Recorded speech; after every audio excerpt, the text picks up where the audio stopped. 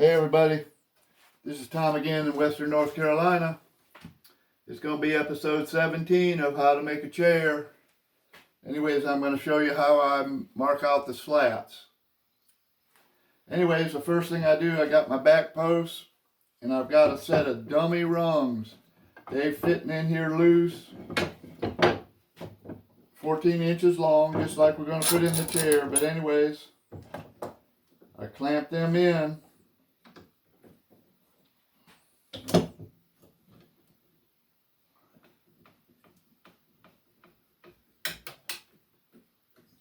They got to be in tight, you know, where they're going to be when you get your chair made. Anyways, the back of the chair is up. This down here is the front of the chair. I'm going to put some weight on here so this doesn't flip over.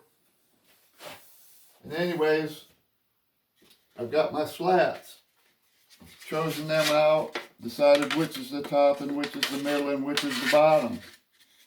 And I've decided which is the top and which is the bottom. And see, you can see there's sapwood on this. I'm putting that sapwood at the top. But what I've already done is I have planed this bottom edge so that it's as close in line with the growth ring as I could get it. This is a little wavy, and so it's a little bit hard, but if you've got really, really good straight grain, you can get it right on a growth ring. And I like that in a chair for the looks. When you look at a chair, if that growth rings are running crooked, it doesn't look right to me. So anyways, usually I have to try to straighten these rungs because they're overbent. But it's better for them to be overbent. You can get bend out of them, but it's hard to put bend back in. And I hold that right up here against the bottom like that. And I'm looking down here because I'm looking to see if they're sitting flat against this flat spot here. Okay? Gotta get me some C-clamps or some spring clamps.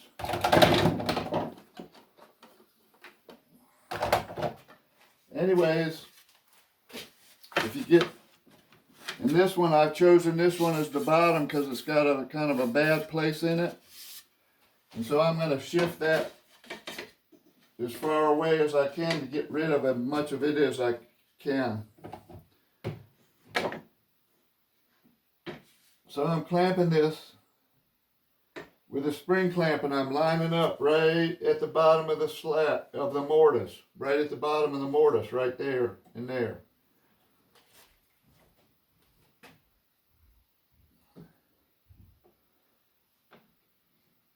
And I'm putting my clamp on in a way where I have room to draw a line right here.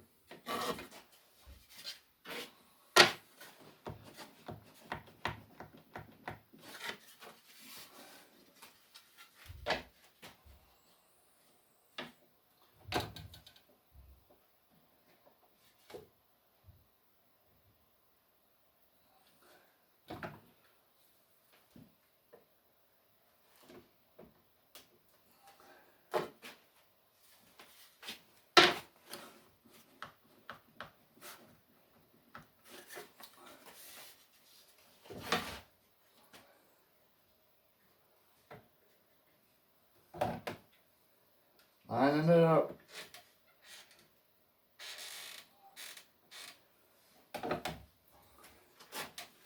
Lining it up with the bottom of the mortise. Now I'm going to sight down them like this and see if they're pretty much in line with each other. If they're pretty close, that's good. If there's one of them's really out of whack, you might need to adjust it a little bit. But I'm going to take my pencil and I'm going to, that flat side of the pencil right there, I'm going to lay against the flat side in here and draw a line. You know, you don't want to be like that or like that with your pencil. And I'm just drawing that line a little ways up past the mortise. I'm not going all the way across.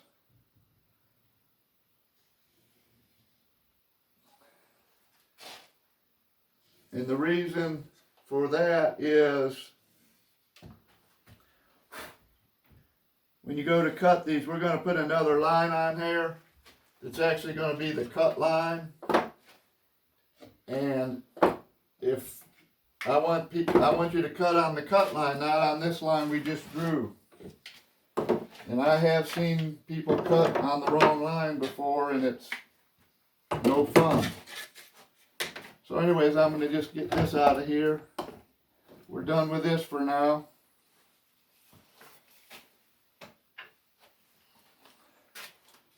So now we've got these marked with two short lines. There's a line there and a line there. But I'm going to take my sliding T-bevel, and it so happens,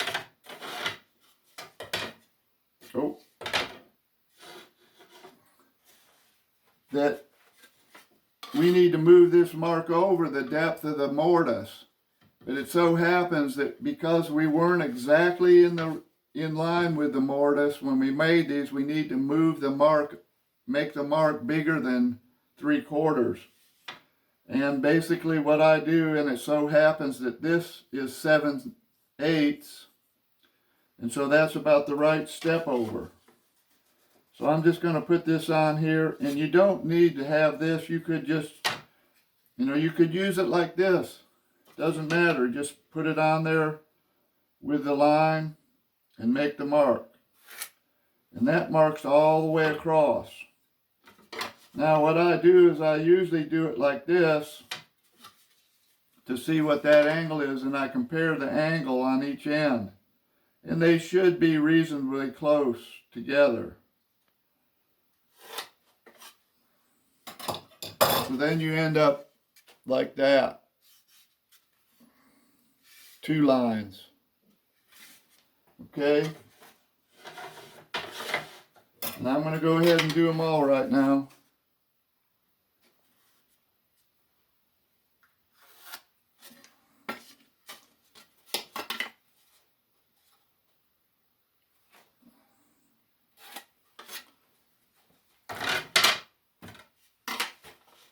And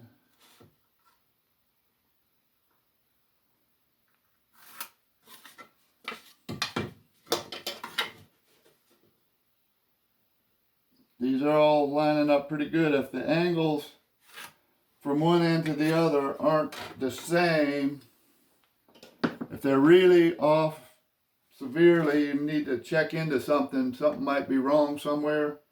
Now I did this exact same step on video yesterday, but my camera messed up, and the ends, all of the ends did not match up. This end and this end were a different angle. So that chair is, I guess, going to be a little crooked, but anyways. So the next thing I'm going to do is I'm going to take my 2-inch chisel that we used to mark out our mortises with, and I'm starting at that point right there, but I'm lining that blade up with that outside cut line. And you notice there's a little extra material down here. That's okay, but I'm going to mark this mark right here.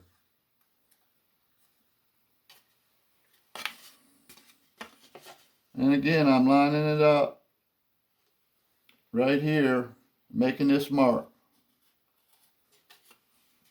See that?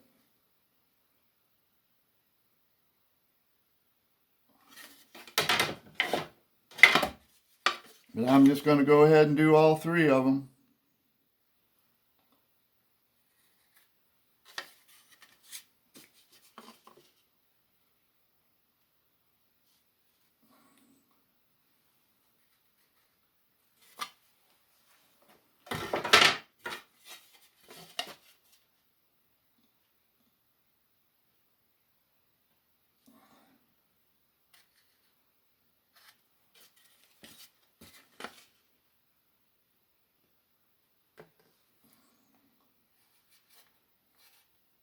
Okay, I've got all them marked.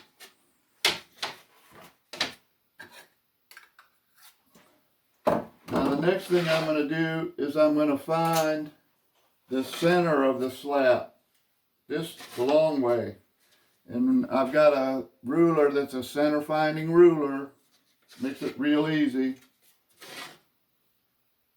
It doesn't matter which one you do first, but anyways, I always do it from the bottom. And I'm going to measure between the two outside lines. And that one says 14 3/8. So I'm going here 14 3/8, putting a little mark there. This one says 15 13/16. Put a little mark there. This one says 17 1/8. Put a little mark there. So now I have a center mark on all of these. So then I'm going to take my little square and I've set it at 3 1/2. That length right there, 3 1/2. So I take my top slat and I line it up with that center mark. And right there, now this slat's a little bit too small this away. I should be marking it right at 3 1/2, but it's not long enough, so I'm just going to go to the top of the piece of wood. That's all I've got. Now this middle slat, it's a 1/4 inch smaller, so I'm going to make a little center mark and then 1/4 inch. And maybe I'm going to cheat that one just a hair smaller because that top one was a little smaller. And then here's the bottom slat.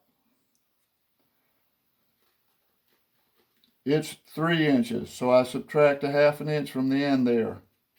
And I put a mark right there like that.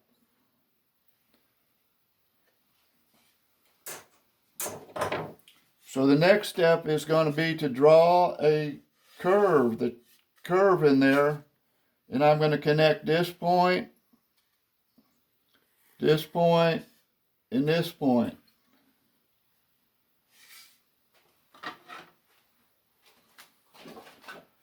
And I need a little block of wood to help me. So I'm going to put a block of wood right here.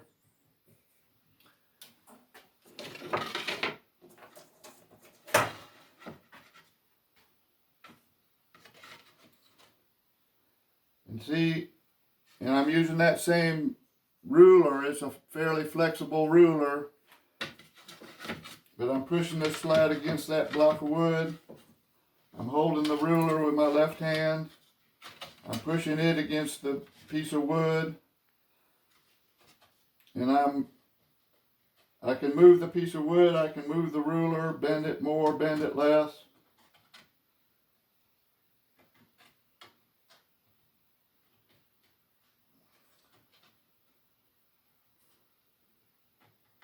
But I've got all three of the, I'm not quite getting it.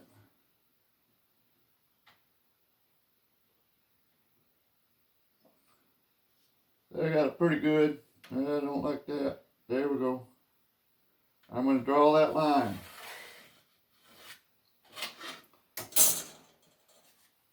So I've got that line drawn on there. All right. I'm not going to do the other two right now, but I'm just going to move on to the next thing that I would do to this, and that is to saw it off.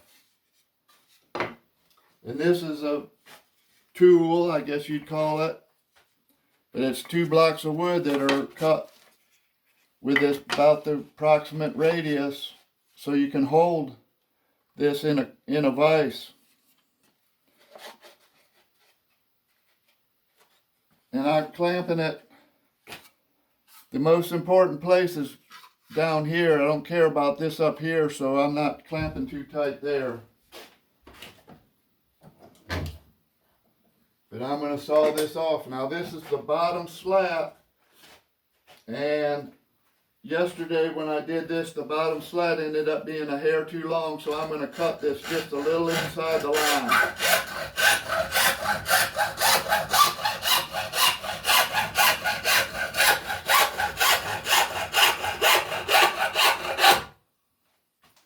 Like that. I'll move down to this end. You know, and one of the rules of sawing is you should always clamp as close to where you're going to saw as you can, so you don't get the piece of wood flapping around when you're trying to cut it.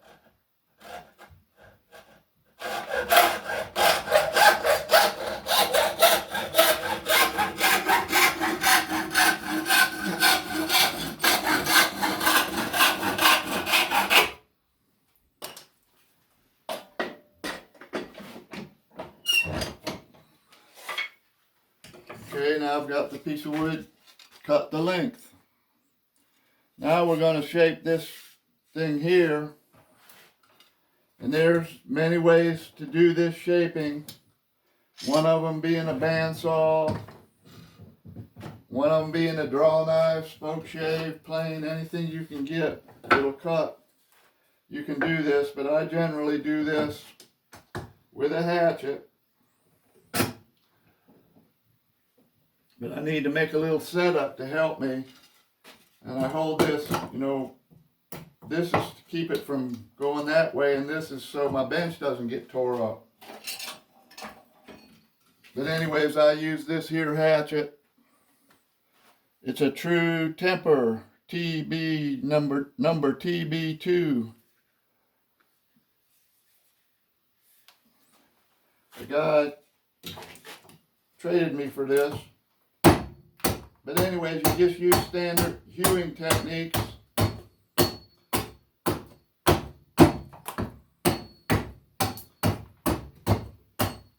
To waste off that wood.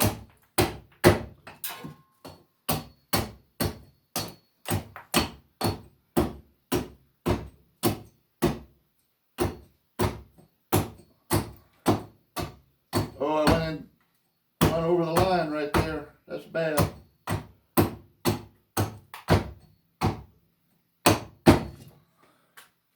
But I just thought of something that maybe if I got over here like this,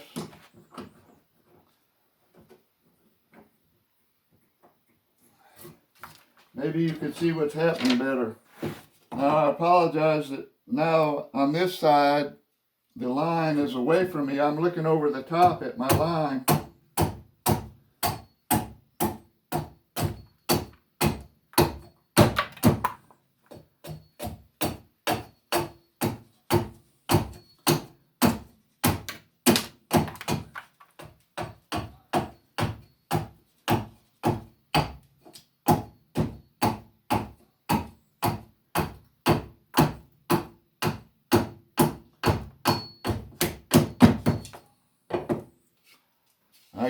I went past the line right there.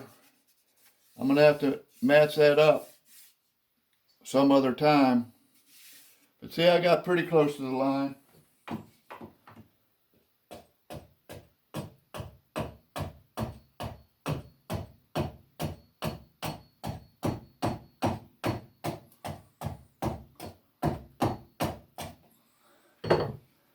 See, like that. Anyways, the next thing I'm going to do is try to smooth that top up. I'm going to put it back in the vise. And I use a little plane to do this step. But I used to use a file like this one. I call this a 4-in-1 file. It's handy to have around. But what you need on these slopes that bumps down through the growth rings, especially if you have a real wide growth ring, it'll be bumpy jumping down between the growth rings. So you need to smooth that up either with a plane or a file or something.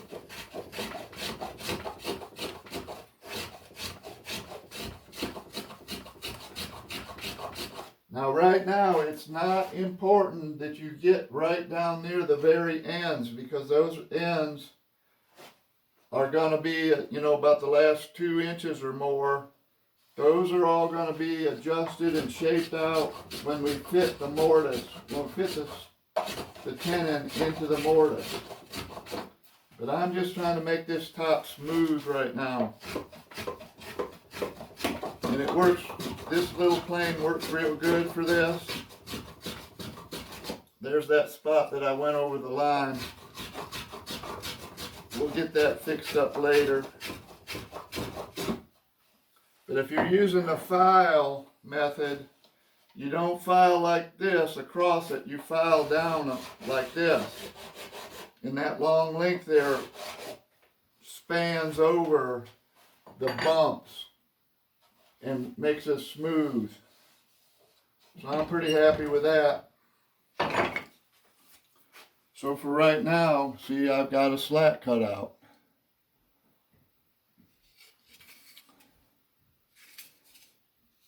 And shaped. It's the roughed out slat, I call that, I guess. Anyways, that's about our time's about up for this video, and that's enough information. The next video is going to be about, you know, actually fitting these into the mortises. Anyways, I hope you're having a good one out there. I'm having a good one here. I already split my wood for the morning. It's sunny today. It's pretty cool this morning. Anyways, thanks for watching. Bye now.